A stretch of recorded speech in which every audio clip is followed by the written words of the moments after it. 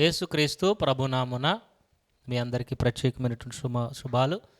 మరి ప్రతిరోజు వస్తున్నటువంటి బైబిల్ రహస్యాలు అనేటువంటి ఆధ్యాత్మిక కార్యక్రమమును మీరు వినండి, ఖచ్చితంగా దీవించబడతారు. సత్యవాక్యము ఆదికాండం నుంచి ప్రకటన గ్రంథం వరకు తెలియపరచాలి అని దేవుడు నా మీద పెట్టినటువంటి కొంత చిన్నపాటి బాధ్యత. దాన్ని మోయడానికి సిద్ధంగా ఉన్నాను. మీరు కూడా ఈ యొక్క కార్యక్రమంలో పాలిభాగస్తులకు కండి. ఒక కార్యక్రమానికి స్పాన్సర్ చేయండి. 2000 రూపాయలు స్పాన్సర్ చేసినటువంటి వారికి ఒక కొరియన్ బైబిల్, అలాగే టీవీలో సాక్ష్యం చెప్పేటువంటి గొప్ప భాగ్యమును మీకు అందించబోతున్నాం. అలాగే ఖచ్చితంగా మీ కొరకు ప్రార్థనలు చేయబడతాయి. ఈ కింద ఉన్నటువంటి స్క్రోల్లో ఉన్నటువంటి ఫోన్ నెంబర్లకి కాల్ చేయండి. అలాగే గుండుగోలంలో మందిర నిర్మాణం కూడా జరుగుతుంది. పనులన్నీ అయిపోయినాయి, మ్యాక్సిమం స్లాబ్ ఒకటి అవ్వాలి.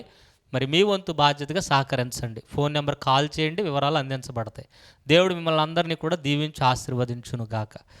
ఆదికాండం నుంచి ప్రకటన గ్రంథం వరకు మీరు వినండి, అనేకులకు షేర్ చేయండి. చిన్నవారు, పెద్దవారు, వృద్ధులు, స్త్రీలు వాక్యం మీద ఆసక్తి, స్వచ్ఛమైన వాక్యము, దేవుని చిత్తము, దేవుని ఉద్దేశం, దేవుని ప్రణాళిక తెలుసుకోవాలి అనేటువంటి ఉద్దేశం ఉన్న వారందరికీ కూడా దీన్ని షేర్ చేయండి. ప్రభు మిమ్మల్ని దీవించును గాక. ఆదికాండము 12వ అధ్యాయాన్ని మనం చదువుకుందాం, సంపూర్ణంగా విశ్లేషించుకుందాం. ఈ యొక్క ఆదికాండము 12వ అధ్యాయంలో 3 భాగాలుగా దీన్ని విభజించవచ్చు. ఒకటి అబ్రహాము పిలుపు, రెండవది వాగ్దానము, మూడవది ఈజిప్టు యొక్క సంఘటన, అంటే ఐగుప్తులో జరిగినటువంటి సంఘటన. ఇలాగ 3 రకాలుగా దాన్ని విభజించుకోవచ్చు. దేవుడు యొక్క ఆదికాండము 12వ అధ్యాయం 1వ వచనంలో అబ్రహామును పిలుస్తున్నాడు. యెహోవా అంటున్నారు, నీవు లేచి నీ దేశము నుండి, నీ బంధువుల యొద్ద నుండి, నీ తండ్రి ఇంటి నుండి బయలుదేరి నేను నీకు చూపించు దేశమునకు వెళ్ళుము. నిన్ను గొప్ప జనముగా చేసి నిన్ను ఆశీర్వదించి నీ నామమును గొప్ప చేయుదును. నీవు ఆశీర్వాదముగా ఉందువు. నిన్ను ఆశీర్వదించి వారిని ఆశీర్వదించదును, నిన్ను దూషించి వారిని శపించదును. భూమి యొక్క సమస్త వంశములు నీ యందు ఆశీర్వదింపబడిన అబ్రహాముతో అనగా యెహోవా అతనితో చెప్పిన ప్రకారము అబ్రహాము వెళ్ళును. లోతు అతనితో కూడా వెళ్ళను. అబ్రహాము ఆరాను నుండి బయలుదేరినప్పుడు 75 ఏండ్లు ఈడు కలిగిన వాడు. అబ్రహాము తన భార్య అయిన శారాయిని, తన సహోదరుని కుమారుడైనటువంటి లోతును, హారానులో తానును వారును ఆర్జించినటువంటి యావదాస్తిని, వారు సంపాదించినటువంటి సమస్తమైన వారిని తీసుకొని కనాను దేశమునకు వెళ్ళుటకు బయలుదేరి కనాను దేశమునకు వచ్చిరి. ప్రియ స్నేహితులారా, ఈ యొక్క పాఠ్య భాగము మనం చదువుకున్నటువంటి 4 వచనాలు లేదా 5 వచనాల యొక్క బ్యాక్గ్రౌండ్ను మనం తెలుసుకుందాం. ఎప్పుడైతే బాబేలు గోపురమును తారుమారు చేశాడు దేవుడు, అదే మెసొపొటేమియా కల్దీల దేశం, ఉర్ అనేటువంటి కల్దీల దేశంలో తెరాహు, నాహోరు అబ్రహాము గారు యొక్క తాతగారు, తెరాహు అబ్రహాము గారి తండ్రి, వారందరూ కూడా ఉర్ అనేటువంటి కల్దీల దేశంలో నివసిస్తూ ఉండేటువంటి వారు. వీరందరూ కూడా విగ్రహారాధన కుటుంబాలు అయితే విగ్రహాలు అమ్ముకుంటూ, ఎవరి విగ్రహాలు? ఇక సూర్యుని విగ్రహము, చంద్రుని విగ్రహము, నక్షత్రాల విగ్రహాలు, ప్రకృతికి సంబంధించినటువంటి విగ్రహాలు, నిమ్రోదుకు సంబంధించినటువంటి నిమ్రోదు, తన యొక్క భార్య అషేరా, తన కుమారుడు తమ్మూజుకు సంబంధించినటువంటి విగ్రహాలను అమ్ముకుంటూ వ్యాపారం చేసేటువంటి వాడు. ఈ యొక్క నిమ్రోదుకి, వారి కుటుంబానికి ప్రకృతికి మాత్రమే సాగిలపడాలి. నీరును, అగ్నిని, అలాగే ఈ యొక్క వాతావరణమును వారు పూజించాలి. ఇలా చేస్తున్నటువంటి క్రమంలో అబ్రహాము చిన్ననాటి నుంచే నక్షత్రములు చూస్తూ, ఎందుకంటే వారు నక్షత్రాలను దేవుడిగా కొలుస్తారు కనుక ఈ నక్షత్రములు చూస్తూ నక్షత్రాలు దేవుడా అని ఆలోచన చేసేవారు. సూర్యుని చూస్తూ సూర్యుడు దేవుడా, చంద్రుని చూస్తూ చంద్రుడు దేవుడా అని అలాగూ అనేక రకాలైన ప్రశ్నలు తానుగానే వస్తూ ఉండే. నేను అనుకుంటాను, అబ్రహాముని దేవుడు ఏర్పాటు చేసుకున్నారేమో, దేవుడు ఏర్పాటు చేసుకున్నటువంటి వారికి దేవుడు తన జ్ఞానాన్ని ఇస్తారేమో అనుకుంటూ ఉంటాను. కాబట్టి అలాగే ఈ యొక్క అబ్రహాము, నాహోరు, తెరాహు, హారాను, వీళ్ళందరూ కూడా ఒక రోజున పండుగ అనేటువంటిది జరుగుతుంది. ఏం పండుగ? అగ్నిదేవుని పండుగ. ఏం పండుగ జరుగుతుంది? అగ్నిదేవుని పండుగ జరుగుతుంది. ఆ సమయంలో నిమ్రోద్ ఏర్పాటు చేసినటువంటి అగ్నిని ఆరాధన చేయాలి. నిమ్రోద్ ఏర్పాటు చేసినటువంటి అగ్నిని ఆరాధన చేయడానికి కుటుంబ సభ్యులందరూ కూడా సాష్టాంగ పడుతున్నారు. సాష్టాంగ పడుతున్నటువంటి సమయంలో అబ్రహాము సాష్టాంగ పడట్లేదు. అబ్రహాము నమస్కారం చేయట్లేదు అగ్నిదేవునికి ఆరాధన చేయట్లేదు, నమస్కారం చేయట్లేదు. ఈ యొక్క సన్నివేశము నిమ్రోదు కోపం తెప్పించింది. అరే బాబు, మీ అబ్బాయి ఏంటి? ఇదిగో మీరందరూ కూడా ఈ యొక్క అగ్నికి నమస్కారం చేస్తున్నారు కదా, వీడు నమస్కారం చేయట్లేదు, వీడిని ఏం చేయాలి అని అన్నప్పుడు బాబు వాడిని వదిలేంటి చిన్నవాడు అని అంటే, లేదు చిన్నవాడు లేదు పెద్దవాడు లేదు, ఎవడైనా సరే అగ్నికి నమస్కారం చేయాల్సిందనంటే కొంత తెలివితోటి కొంత జ్ఞానంతో అబ్రహాముకి ఆ సమయానికి దరిదాపుగా మరి దరిదాపుగా యవ్వన దశలో అతను ఉన్నాడు. చిన్ననాటి నుంచి కూడా మరి దేవుని మీద ఆసక్తి కలిగినటువంటి వ్యక్తి. అయితే 17, 18 ఆ సంవత్సరంలో మరి అబ్రహాం గారు ఉన్నటువంటి కాలంలో నుంచి మరి దేవుని మీద అన్వేషణ అది జరుగుతున్నటువంటి సమయంలో మొత్తానికి అబ్రహాముకి ఇక నిమ్రోదికి వాగ్వివాదం అనేటువంటిది, గొడవ అనేటువంటిది జరుగుతుంది. అనేక సార్లు అది జరుగుతూనే వస్తుంది. హల్లెలూయా. ఒక్కసారి కదా, అతడు 17 సంవత్సరాల వయసులో నుంచి మరి అన్వేషిస్తున్నప్పటికీ దరిదాపుగా ఆ యొక్క సమయంలో 75 సంవత్సరాలు వచ్చేంత వరకు మరి సత్యాన్వేషణలో అతడు ఉన్నాడు. నిమ్రోదు కుటుంబానికి వ్యతిరేకంగా నిలుస్తున్నాడు. నిమ్రోదు చేస్తున్న ప్రతి కార్యక్రమానికి కూడా వ్యతిరేకంగా నిలుస్తున్నటువంటి సమయంలో ఇక అగ్ని దేవుడికి ఆరాధన చేయమంటే నిమ్రోదుని యొక్క అబ్రహాం ఒక క్వశ్చన్ వేశాడు. మరి అగ్ని దేవుడు అయితే అగ్నిని ఆర్పుతున్నటువంటి నీరు దేవుడు కాదా అని ప్రశ్నించాడండి. అయితే నిమ్రోద్ అన్నాడు, సరే నీటినే నువ్వు ఆరాధన చేయి, నీటికి స్తుతిని చేయి, నీరే నిజమైన దేవుడని నేను కూడా ఒప్పుకుంటానంటే మళ్ళా ప్రశ్న వేశారు. నీరు దేవుడైతే మరి నీరుని తీసుకొస్తున్నటువంటి మేఘము, నీరును ఇస్తున్నటువంటి భూమి మరి ఆ దేవుడు కాదా అని అడిగితే, సరే నీరును కాదు ఈ మేఘమనే భూమిని నువ్వు ఆరాధన చేయి అని అన్నప్పుడు, మరి మేఘమును భూమిని ఆరాధన చేస్తే మేఘమును తీసుకొస్తున్నటువంటి గాలి దేవుడు కాదా అన్నాడంట. సరే గాలిని ఆరాధన చేయి అన్నాడంట. మరి గాలిని సృజించినటువంటి దేవుడు సృష్టికర్త ఎవరు అని అడిగినప్పుడు అనేక రకాలైనటువంటి ప్రశ్నలు వేస్తూ ఉంటే ఇక నిమ్రోదికి మంటెక్కొచ్చింది. ఈ యొక్క ఎవరైతే వ్యతిరేకమైనటువంటి కార్యములు చేస్తారో వారిని అగ్నిగుండంలోనికి పడవేసేటువంటి నియమం అక్కడి నుంచి వచ్చింది. మనకు షడ్రక, మేషక్, అబేద్నెగోలు కల్దీలే కదా. వీడు నిమ్రోదు కూడా మరి కల్దీల దేశంలోనే అది ప్రారంభమైంది కనుక, నెబుకద్నెజరు కూడా బబులోను దేశం కనుక ఆ ఆచారం అక్కడెక్కడ ఒకే రకంగా ఉన్నది, ఒకటే దేశం కాబట్టి. హల్లెలూయా. కాబట్టి దీన్ని గమనించండి. మరి ఆ సమయంలో హారాను, నాహోరు చనిపోయాడు కనుక హారాను, తెరాహు, అబ్రహాము మరి వీళ్ళని నిమ్రోదు అడిగారు, ఏమని, మీరు నా మాట విని అగ్నికి ఆరాధన చేస్తే మీరు ఇక్కడ ఉంటారు, నా సంస్థానంలో శాశ్వతంగా ఉంటారు, మీ పితరులు ఉంటారు, చాలా జాగ్రత్తగా ఉంటారు, నేను మంచిగా చూసుకుంటాను. లేదు అని అంటే నాకు మొక్కనటువంటి వారు, నా మాట విననటువంటి వారు నా రాజ్యంలో ఉండడానికి వీలు లేదు అని ఏం చేశాడు అనంటే, రాజ్యంలో ఉండడానికి వీలు లేదు అని అనడానికి ముందుగా ఈ నిమ్రోదికి వ్యతిరేకంగా తిరిగినటువంటి మరి అబ్రహామును అలాగే హారానును ఇద్దరిని కూడా అగ్నిగుండంలో పడవేశారు. ఇద్దరిని కూడా అగ్నిగుండంలో పడవేస్తే అబ్రహాము రక్షించబడ్డారు. అబ్రహాముకి ఏమీ కాలేదు, హారాను మాత్రం అగ్నిగుండంలో చనిపోయాడు. అందుకనే హారాను ముందుగా చనిపోయినట్టుగా మరి మనం చూస్తూ ఉంటాం. ఆ దేశంలో హారాను ముందుగా చనిపోయినట్టుగా చూస్తాం. ఎందుకు చనిపోతాడంటే అగ్నిగుండంలో. ఎందుకు చనిపోయాడు? హారాను పూర్తిగా దేవుణ్ణి నమ్మలేదు. ఒకవేళ అగ్నిలో నుంచి అబ్రహాము రక్షించబడితే నేను అబ్రహాము దేవుడి వైపు ఉంటాను, అబ్రహాము రక్షించబడకపోతే నేను నిమ్రోదు దేవుడి వైపు ఉంటానని రెండు మనసులు, రెండు పడవలు, రెండు ఆలోచనలు కలిగి ఉన్నాడు కనుక హారాను కూడా అగ్నిగుండంలో చనిపోయాడు, అబ్రహాం మాత్రం బ్రతికొచ్చాడు. అప్పుడు నిమ్రోదు అంటున్నాడు, నన్ను ఆరాధన చేయవాడు, నా మాట విననటువంటి వాడు ఈ దేశంలో ఉండడానికి వీలు లేదు, get out from this country అని చెప్పేసి మరి వెంటనే మాట్లాడినప్పుడు దేవుడు అబ్రహాముకి ప్రత్యక్షమయ్యాడు. హల్లెలూయా. అబ్రహాంని ఏర్పాటు చేసుకోవడానికి మరి కలిగిన కారణం ఏంటంటే యావత్తు ప్రపంచంలో దేవుడిని వెతికినటువంటి మొట్టమొదటి వ్యక్తి అబ్రహాము. దేవుడు వెతికినటువంటి మొట్టమొదటి వ్యక్తి కూడా అబ్రహామే. దేవుడిని వెతికినటువంటి మొట్టమొదటి వ్యక్తి అబ్రహాము, దేవుడు వెతికినటువంటి మొట్టమొదటి వ్యక్తి కూడా అబ్రహామే. అందుకని అబ్రహాముకి ఈ యొక్క విషయాన్ని దైవ పిలుపిస్తున్నాడు. నేను నిన్ను గొప్ప జనముగా చేస్తాను, నీ బంధువుల దగ్గర నుంచి, నీ దేశం దగ్గర నుంచి బయటకు వచ్చాయి, నీ దేశాన్ని విడిచిపెట్టి వచ్చాయి. ఆ రోజున వాళ్ళందరూ కూడా మరి మనము దేశాన్ని నిర్మించుకుందాం, మన బాబేలు గోపురాన్ని నిర్మించుకుందాం, మనకు పేరు తెచ్చుకుందాం అనుకున్నారు యొక్క 70 జాతులు. కానీ దేవుడు అంటున్నాడు అబ్రహాముని, నేను నిన్ను దీవిస్తాను, నీ వంశమును హెచ్చిస్తాను, నిన్ను ఆశీర్వదించి వారిని ఆశీర్వదిస్తాను, నిన్ను శపించి వారిని శపిస్తాను, భూమి యొక్క వంశములు నీ యందు దీవించబడతాయని అబ్రహాముకి గొప్ప ఆశీర్వాదం, గొప్ప వాగ్దానాలను దేవుడు ఏర్పాటు చేశారు. హల్లెలూయా. ఒకటి, నిన్ను గొప్ప జనముగా చేస్తాను. రెండవది, నీ పేరును గొప్పగా చేస్తాను, నీ ద్వారా సమస్త వంశములు సమస్త వంశములు దీవించబడతాయి. బాబేలు దగ్గర అయితే మనకు పేరు తెచ్చుకుందాం అని చాలామంది అనుకున్నారు. ఇక్కడ మాత్రం దేవుడు నీకు పేరునిస్తా, గొప్ప పేరునిస్తా, అబ్రహాము అనేక జనములకు తండ్రి అని నీకు పేరు పెడతానని దేవుడు ఇచ్చినటువంటి ఆశీర్వాదం ధన్యకరంగా అబ్రహాం జీవితంలో జరిగింది. హల్లెలూయా. కాబట్టి గమనించండి ప్రియ స్నేహితులారా, మనము దేవుడి దగ్గర నుంచి తెచ్చుకునేది కాదు, దేవుడు మనకు స్వచ్ఛందంగా ఇచ్చేదే శాశ్వతంగా నిలబడుతుంది. దేవునికి వ్యతిరేకమైన కార్యాలు చేసేది నిలబడదు.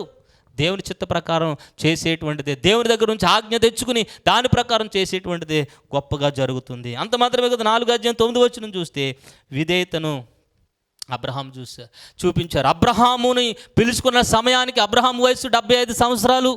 75 సంవత్సరాల వయసులో బయలుదేరాడు. షెకెముకు వచ్చాడు, బేతేలుకు వచ్చాడు, బలిపీఠాలు నిర్మాణం చేశాడు. అతని యొక్క విశ్వాస యాత్ర, బలిపీఠ జీవితం అతను కలిగి ఉన్నాడు. అంత మాత్రమే కాదు, 10 నుంచి 20 చూస్తే ఐగుప్తు దేశంలో అతనికి పరీక్ష ఏర్పడింది. అతను వెళ్ళినటువంటి షెకెము దేశంలో లేదా బేతేలు ప్రాంతంలో కరువు వచ్చినప్పుడు ఐగుప్తుకి వెళ్ళడం, దేవుణ్ణి అడగకుండా. ఐగుప్తు దేశం బాగుందని, ఐగుప్తు దేశం అని ఎప్పుడు ఎందుకు బాగుంటుంది? ఒకటే కారణం, ఐగుప్తు దేశంలో నైలు నది ఉంది. ఆ ఈజిప్ట్లో నైలు నది ఎప్పుడు కూడా ఎండిపోతుంది. దేశంలో చుట్టూ కరువు ప్రాంతంలో ఉన్నప్పటికీ ఆ యొక్క ప్రాచీన ఆ యొక్క దేశాల్లో చుట్టూ కరువు ప్రాంతాలు ఉన్నప్పటికీ ఈజిప్టు నైలు నది మాత్రం ఎండిపోదు. అది దేవుడు ఏర్పాటు చేసినటువంటి నది. ఈ గీహోను నదే నైలు నది. పీషోను, గీహోను, ఇద్దికేలు, యూఫ్రటీస్ అనేటువంటి నదులను దేవుడు ఏర్పాటు చేశారు. ఈ గీహోను నదే నైలు నది. అది ఎప్పటికీ ఎండిపోదు, దానికి ఎండిపోవడం అనేటువంటిది లేదు. నీరు సమృద్ధిగా ఉన్నది కనుక పాడి పంటలు మంచిగా పండుతాయి, పశువులు మనుషులు బ్రతకడానికి నివాసయోగ్యంగా ఉంటుంది. కాబట్టి యాకోబు కాలంలో కరువు వచ్చిన యాకోబు వాడి కుటుంబం ఎక్కడికి వచ్చారు? ఐగుప్తు దేశం దగ్గరికి. అబ్రహాము షెకెములో ఉన్నప్పటికీ, అబ్రహాము కాలంలో కరువు వచ్చినప్పటికీ ఎక్కడికి వెళ్ళారు?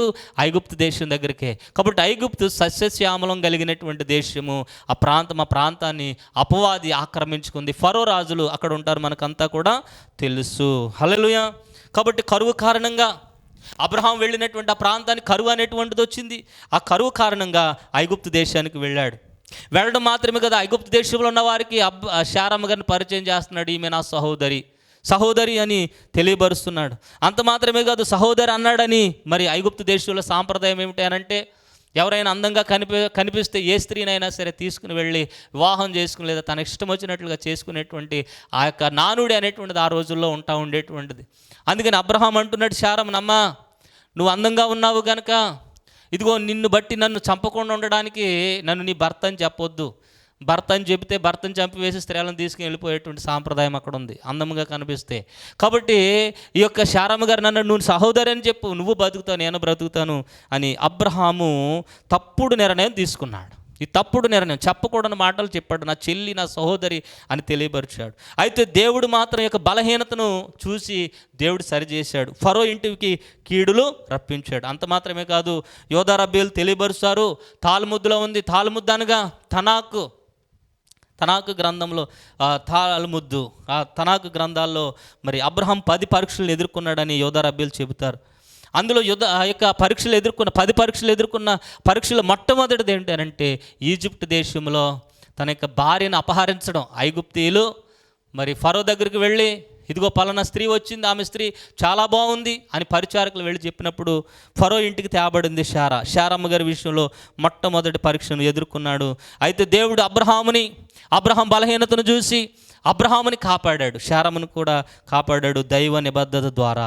హల్లెలూయా. కాబట్టి ప్రభు అంటున్నాడు జోహార ప్రకారం, లేచా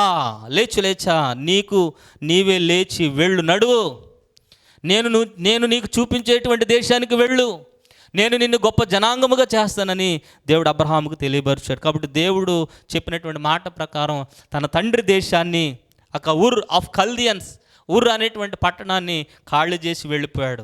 అనగా భౌతిక ఆత్మస్థితిని విడిచి వెళ్ళిపోయారు. తర్వాత బలిపీఠం కట్టాడు. ఏ ప్రాంతానికి వెళ్ళినా బలిపీఠం కట్టేటువంటి ఆచారం. బలిపీఠం కట్టడం అనగా ఆత్మ సమర్పణ, ఆత్మను మరి సమర్పించుకోవాలి. ఐగుప్తు దేశం వెళ్ళాడు. ఐగుప్తు ఆత్మ సంబంధమైనటువంటి చీకటి, ఆత్మీయ చీకటి కలిగినటువంటి స్థలం. హల్లెలూయా. ఆత్మ సమర్పణ చేసుకున్న వాళ్ళు ఒక్కొక్కసారి చీకటిలోనికి ప్రవేశించేటువంటి అవకాశం ఉంటుంది. వెలుగుతో నింపబడినటువంటి వారు చీకటిలో పడిపోయే అవకాశం ఉంటుంది. దావీదు గారు, సంసోను అలాగే పడిపోయాడు. సొలొమోను రాజు కూడా అలాగే పడిపోయారు. హల్లెలూయా. కాబట్టి దేవుడు అబ్రహామును తన యొక్క ప్రయోజనానికి పిలిచాడు. నిన్ను ఆశీర్వదించి వారిని ఆశీర్వదిస్తాను. ఇజ్రాయేలు మీద దేవుని రక్షణ అనేటువంటిది ఉన్నది అబ్రహాము ద్వారా. ఈజిప్ట్లో అబ్రహాము తప్పు చేశాడు, కానీ దేవుడు కాపాడాడు. వాగ్దానాలు భౌతిక సంబంధమైనవి, ఆధ్యాత్మికపరమైన రెండు కూడా ఉంటాయి. వాగ్దానాలు, రెండు వాగ్దానాలు. మరి దేవుడు ఖచ్చితంగా అబ్రహాముకి వాగ్దానములు ఏర్పాటు చేశాడు. అంత మాత్రమే కాదు, ఐగుప్తు యొక్క సంఘటన వాస్తవం అని చరిత్ర గ్రంథాలు కూడా తెలియబరుస్తున్నాయి. శారమ్మ గారిని తీసుకుని వెళ్ళిపోవడం. కాబట్టి దేవుడు అబ్రహాముని ప్రపంచానికి దీపంగా, ప్రపంచానికి he is the light of world, ప్రపంచానికి దీపంగా ఏర్పాటు చేసుకున్నాడు. అందుకని విశ్వాసులకు తండ్రి. బలిపీఠాలు కట్టాడు, దేవుని నామాన్ని ప్రకటించాడు. కాబట్టి దేవుని పిల్లలైనటువంటి వారు మనం ఎక్కడికి వెళ్ళినా ప్రార్థన జీవితం, భక్తి జీవితం కలిగి అనేకులకు దేవుణ్ణి పరిచయం చేయాలి. అంత మాత్రమే కాదు, అబ్రహాము పిలుపు దేవుని యొక్క పిలుపుకు మరి సాదృశ్యంగా ఉన్నది. అబ్రహాము పిలుపు, నువ్వు లేచి నీ దేశం నుంచి వచ్చే, ప్రత్యేకంగా వచ్చేయి అని దేవుడు మాట్లాడుతున్నాడు. యేసు ప్రభు వారు కూడా అంటున్నారు, నేనే మార్గమును రండి, నేనే సత్యమును రండి, నేనే జీవమును రండి, ప్రయాసపడి భారం మోచుకునుచున్న సమస్త జనులారా నా మార్గంలోనికి రండి అని దేవుడు పిలుస్తున్నాడు. మెస్సియా మరి పిలుపు, అబ్రహాము పిలుపు ఒకటే. జాతుల ఆశీర్వాదం, అబ్రహాము ద్వారా జాతులు ఆశీర్వదించారు. కాబట్టి యేసు ప్రభు వారి ద్వారా, మెస్సియా ద్వారా భవిష్యత్తు విమోచనాన్ని దేవుడు ఏర్పాటు చేశారు. హల్లెలూయా. కాబట్టి యొక్క చరిత్ర కూడా మనం చూసుకున్నట్లయితే, ఉర్ అనేటువంటి పురాతన సుమేరి నగరంలో జిగురుతు నిర్మాణాలు సుమేరి నాగరికత కేంద్రానికి ప్రాముఖ్యతగా ఉన్నది. కాబట్టి దేవుడు ఏర్పాటు చేసినటువంటి, లేదా దేవుడు రచించినటువంటి యొక్క ఆది కాండములోని 12వ అధ్యాయం చరిత్ర కలిగినటువంటిది. నిజ సత్యాలు ఇందులో ఉన్నాయి. దీనిని ఖచ్చితంగా మనము నమ్మవలసిందే. హల్లెలూయా. కాబట్టి దేవుని యొక్క పిలుపు మేరకు ఆ ప్రాంతమును, ఆ బంధువులను, అక్కడ ఉన్నటువంటి రక్త సంబంధికులు, తండ్రింటి వారందరినీ కూడా విడిచిపెట్టి వచ్చేసారు. ఇక్కడ ఒక కీ పాయింట్ ఏంటి అని అంటే, ఒకవేళ తండ్రి కుటుంబంలో కనుక, తండ్రి దేశంలో కనుక ఉంటే, తండ్రి దేశం విగ్రహారాధన కుటుంబం, విగ్రహారాధన కుటుంబంలో నువ్వు ఉంటే నీవు ఆశీర్వాదం అనేటువంటిది పొందుకోలేవు, నువ్వు ప్రత్యేకంగా ఆరాధన చేయలేవు, నువ్వు వారితో కలిసిపోయేటువంటి అవకాశం ఉంటుంది. అందుకని రూతమ్మ గారు నయోమిని పట్టుకుని విడవలా. రూతమ్మ గారు దేశము మోయాబీలు దేశం, విగ్రహారాధన కలిగిన దేశం. ఆ దేశంలోనికి వెళితే విగ్రహారాధన అంటుకుంటుంది. కాబట్టి ఆ దేశానికి వెళ్లకుండా ప్రత్యేకంగా వారు ఉండడానికి, దేవుని పిల్లలతో ఉండడానికి రూతమ్మ గారు ఇష్టపడ్డారు. అందుకని అబ్రహాము కూడా తన యొక్క విగ్రహారాధికులైనటువంటి బంధుమిత్రుల దేశం నుంచి విడిచి బయటకు రావడానికి ఇష్టమయ్యారు. హల్లెలూయా. అందుకని ప్రభు అంటారు, దుష్టుల ఆలోచన చొప్పున నడవక, పాపుల మార్గము నిలువక, అపహాసకులు కూర్చుండి చోట నువ్వు కూర్చోవద్దని. హల్లెలూయా. కాబట్టి ఈ యొక్క అబ్రహాము ద్వారా గొప్ప జనాంగం అనేటువంటిది బయటకు వచ్చింది. అబ్రహాముకి గొప్ప పేరును దేవుడిచ్చారు, జాతులని ఆశీర్వదించాడు. కాబట్టి అంత మాత్రమే కాదు, ఈ యొక్క 12వ అధ్యాయం 7 నుంచి చూస్తే బలిపీఠాలను కట్టాడు దేవుడు. బలిపీఠములు కట్టాడు అబ్రహాము గారు. ప్రయాణం చేయడం, బలిపీఠం కట్టడం, ఆరాధన చేయడం. కాబట్టి మనం ఎక్కడికి వెళ్ళినా ఆరాధన చేసేవారముగా మనము ఉండుదుముగాక, దేవుని మార్గంలో నడుచుదుముగాక. కాబట్టి అబ్రహాముకు దేవుడిచ్చినటువంటి పరీక్షలు 10 పరీక్షలు. ఏమండి, శ్రమ వెంబడి శ్రమ ఉన్నప్పుడు కృప వెంబడి కృప ఉంటుంది, కృప వెంబడి కృప ఉన్నప్పుడు మహిమ వెంబడి మహిమ ఉంటుంది. కాబట్టి అబ్రహాం ఎదుర్కొన్నటువంటి ప్రతి ఒక్క పరీక్షలు ఏంటంటే, ఒకటి ఊరిని విడిచి బయటికి రావడం, దేశం విడిపోవడం. రెండవది వెళ్ళినటువంటి ఆ ప్రాంతంలో, ఆ యొక్క బేతేల్ లేదా షెకెము ప్రాంతంలో కరువు అనేటువంటిది వచ్చింది. అంటే వాగ్దానం ఉన్నప్పటికీ కష్టాలు అనేటువంటివి వస్తాయి, కష్టం అనేటువంటిది ఉంటుంది. మూడవది శారమ్మ గారిని ఐగుప్తు దేశం అపహరణ చేయడం, అంటే కుటుంబం ప్రమాదంలో పడింది. దేవుని వాగ్దానం ఉన్నప్పటికీ, దేవుని వాగ్దానం ప్రకారం నడుస్తున్నప్పటికీ మనకేదో భద్రత వచ్చేస్తుందని కాదు. ఇక్కడ గమనించండి, దేవుడు ఏదైనా వాగ్దానం ఇస్తే జనవరి 1కి సంబరపడిపోయి సంకల్లో పెట్టుకుని, బైబిల్లో పెట్టుకుని, బీరువాల్లో పెట్టుకుని తెగ తెగ తెగ డ్యాన్స్లు వేసేస్తూ ఉంటారు. హల్లెలూయా. దేవుని వాగ్దానం అంటే ఏంటనుకున్నారు? దేవుని వాగ్దానం భద్రత కోసం కాదురా నాయన, నీ ద్వారా నీ తర్వాత తరాలను ఎలా దీవిస్తానని అర్థం. నీవు పునాది రాయి అరగాలి, కరగాలి, అది కంటికి కనబడకుండా కప్పబడాలి. బోళని శ్రమలు ఉంటాయి, బోళని పరీక్షలు ఉంటాయి. కాబట్టి వాగ్దానం వచ్చిందని సంబరపడడం కాదు, నువ్వు నలగడానికి కూడా ఇష్టపడాలి, వంచబడడానికి కూడా నువ్వు ఇష్టపడాలి. అది భద్రత కాదు, కానీ భవిష్యత్తు ప్రణాళిక నీ ద్వారా ఇలాగ జరిగిస్తానని అర్థము వాగ్దానం అంటే. హల్లెలూయా. తర్వాత శారమ్మ గారు అపహరించబడ్డాడు. 3వ పరీక్ష, అబ్రహాంకి కుటుంబం ప్రమాదంలో పడింది. తర్వాత 4వది 4 రాజులతో యుద్ధం. లోతు సొదొమ గొమొర్రా పట్టణానికి వెళ్ళిపోయాడు. సొదొమ గొమొర్రా పట్టణం వెళ్ళిన తర్వాత అక్కడ 4 రాజులతో అబ్రహాముకి యుద్ధం జరిగింది. అబ్రహాముకి 4 రాజులతో. యాక్చువల్లీ అబ్రహాము యుద్ధ వీరుడేం కాదు, కానీ దేవుని యొక్క మహాకృపను బట్టి యుద్ధం చేయగలిగాడు. 5వ పరీక్ష వాగ్దానం ఆలస్యమైంది, సంతానం లేదు. 6వ పరీక్ష హాగర్ను వివాహం చేసుకున్నాడు. మధ్యలో హాగర్ సంఘటన, కుటుంబం అంతా ఉద్రిక్తత పాలైంది. 7వది సున్నతి ఆజ్ఞ, శారీరక సంబంధమైన వడబడిక. 8వది అబీమెలెకు రాజు సంఘటన, మళ్ళీ శారాయిని ఒకసారి ఐగుప్తు దేశంలో, రెండవసారి మరి వేరొక ప్రాంతంలో మరి ఆ యొక్క మరి అబీమెలెకు రాజు సంఘటన, మళ్ళీ శారమ్మ గారికి పరీక్ష అనేటువంటిది ఏర్పడింది. తర్వాత ఇస్మాయేలుని పంపించి వేయడం, కుమారుని విడిచిపెట్టడం. తర్వాత ఆఖరిది ఇస్సాకు బలి. అకేదా అంటారు దాన్ని, ఇస్సాకు బలిని అకేదా అంటారు హీబ్రూలో. అకేదా పరమ పరీక్ష, దేవుని యొక్క పరీక్షకు నిలబడ్డాడు. హల్లెలూయా. కాబట్టి అబ్రహాము కాలము ఊరు అనేటువంటి ప్రాంతంలో జరిగింది.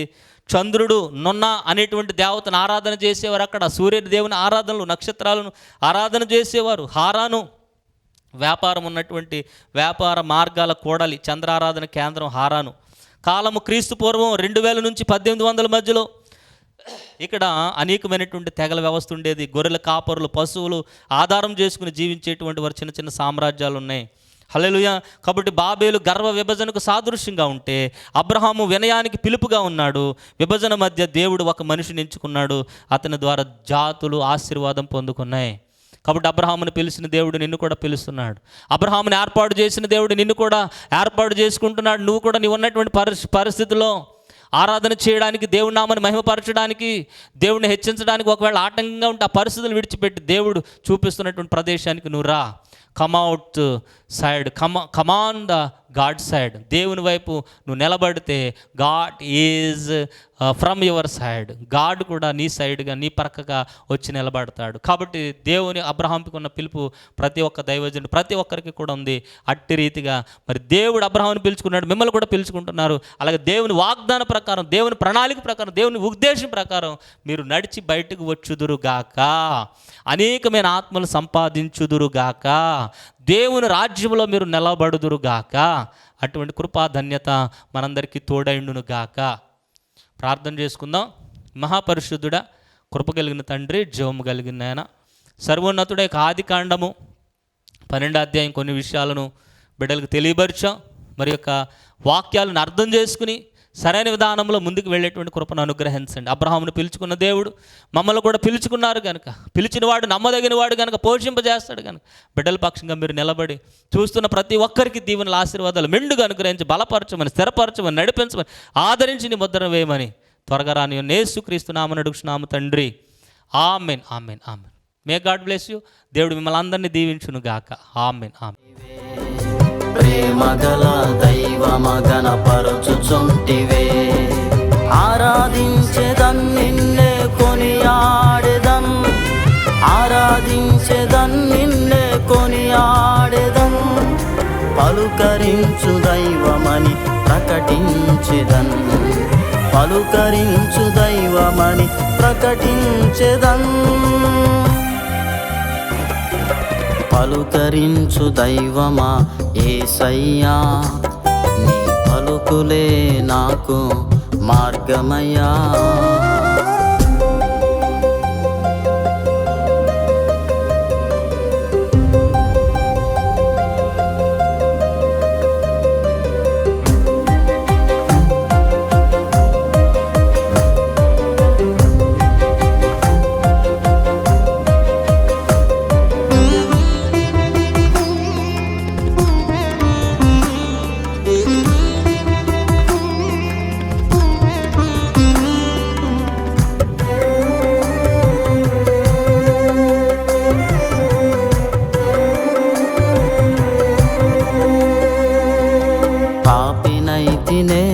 పరమార్థం ఎరుగక నీ రక్తమిచ్చి కడిగితివే,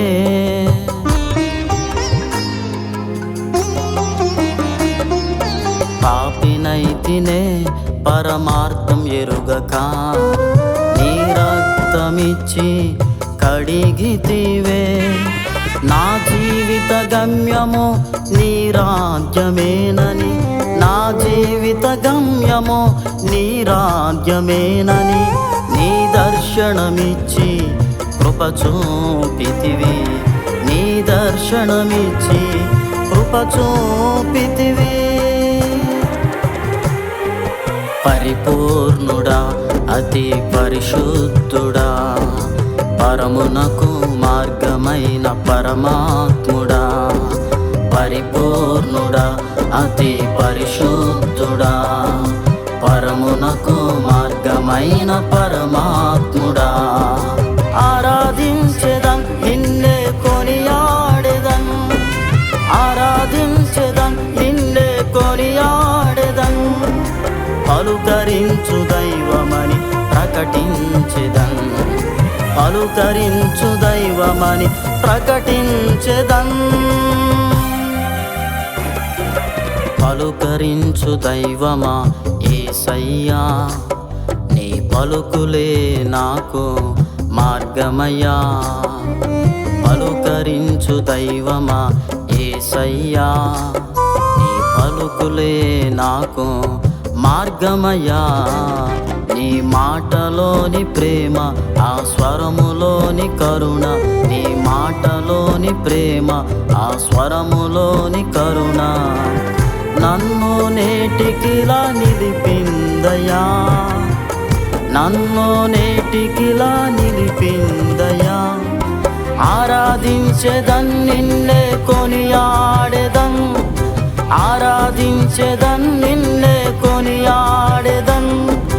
ఆరాధించెదం నిన్నే కొనియాడెదం, ఆరాధించెదం నిన్నే కొనియాడెదం.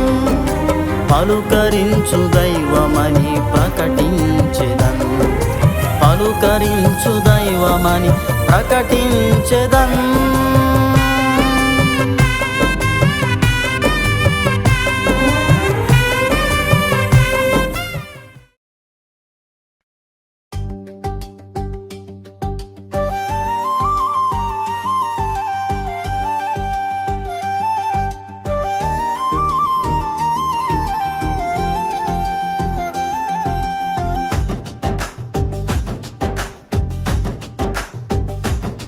యేసు రక్తమే నా జయం, యేసు రక్తమే నా ధైర్యం. సిలువపై చిందిన అమూల్య రక్తము నన్ను విడిపించిన జీవధారం.